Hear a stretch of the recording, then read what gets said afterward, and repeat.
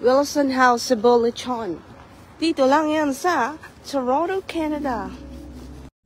Andito kami ngayon sa Cebu, Lechon. Dito lang yan sa Patterson Wilson sa House of Lechon. So masarap dito, kakain kami ng eat all you can o buffet. Okay, curious ako kung anong meron dito kasi first time na pumasok. Kasi nakita lang ito na isa sa may TikTok. So, try namin dito magkain o kumain sa House of Lechon dito sa Patterson Wilson. Marami dito makikita mga masasarap na pagkain, of course. Titignan namin saan bang sharing? Pagkain meron sa kanilang buffet. Ay, hindi pa pwede dyan? Dyan, pwede.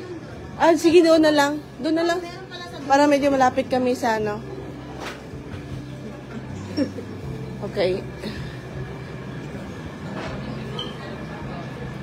Iba talaga ang mga artistahin.